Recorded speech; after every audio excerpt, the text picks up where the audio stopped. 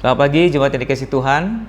Kembali kita akan merenungkan satu bagian firman Tuhan pada pagi hari ini.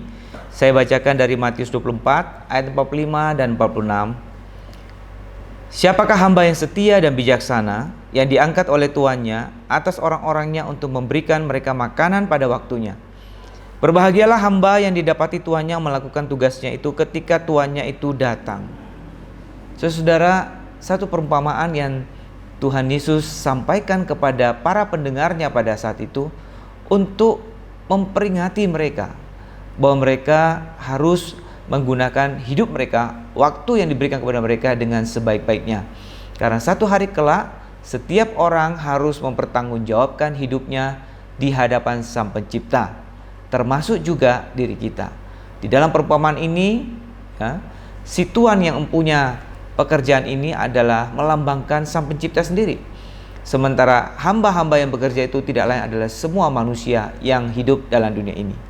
Nah saudara, di dalam perumpamaan ini kita belajar akan dua hal. Yang pertama adalah ketika Tuhan itu tidak hadir, ketika Tuhan itu sedang bepergian, hamba-hamba itu dituntut untuk tetap bekerja dengan baik, dengan setia. Nah saudara, seorang hamba yang baik itu dituntut untuk bekerja apapun keadaannya. Entahkah tuannya itu ada di rumah atau tuannya sedang bepergian. Apakah dia sedang dalam pengawasan tuannya ataukah sedang tidak dalam pengawasan tuannya. Hamba yang baik dan setia akan bekerja dengan baik dan tetap setia dalam keadaan apapun.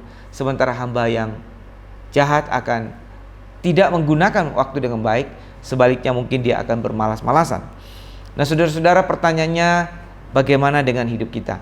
Adakah kita sebagai hamba-hamba milik Tuhan sudah menggunakan hidup ini dengan baik? Waktu yang diberikan kepada kita dengan baik.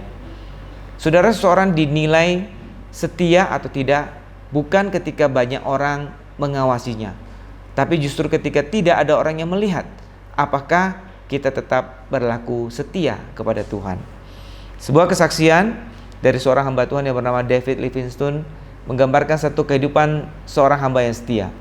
Ketika dia memulai satu pelayanan untuk membawa Injil ke benua Afrika, tidak banyak orang yang mengerti, tidak banyak orang yang mendukung dia, sehingga dia harus melakukannya seolah-olah seorang diri. Dia berusaha membuka jalan sehingga benua Afrika yang tertutup itu bisa dibuka bagi Injil Kerajaan Allah. Saudara, dalam perjuangannya tidak sedikit orang yang mengundurkan diri di dalam timnya sehingga dia harus berjuang seorang diri. Tapi David Livingstone tetap setia sampai akhir.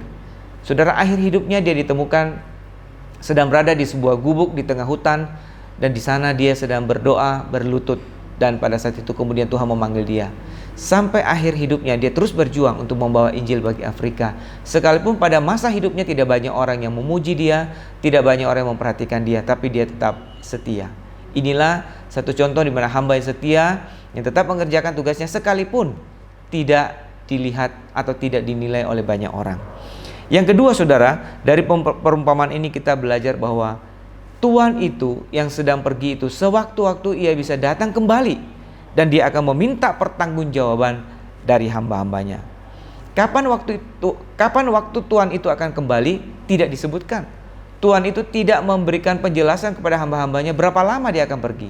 Nah itu berarti saudara, hamba-hambanya dituntut untuk siap setiap saat, kapanpun tuannya itu kembali. Dia harus ditemukan dalam keadaan bekerja dengan baik, siap mempertanggungjawabkan pekerjaannya. Saudara, implikasi dari perumpamaan ini bagi kita adalah bahwa hidup kita ini pun juga sebenarnya waktu yang disediakan bagi kita terbatas, kesempatan yang ada terbatas. Ada satu waktu Tuhan bisa datang kembali, atau kita dipanggil untuk menghadap Tuhan, mempertanggungjawabkan hidup kita. Pada waktu itu kita harus siap. Kapanpun itu kita harus siap untuk mempertanggungjawabkan hidup kita. Nah karena itu saudara, itu berarti kita harus menggunakan selagi masih ada waktu, masih ada kesempatan, kita gunakan dengan sebaik-baiknya. Sehingga pada waktu Tuhan datang atau ketika kita menghadap Tuhan, kita ditemukan sebagai hamba yang setia. Kiranya Tuhan memberkati. Amin.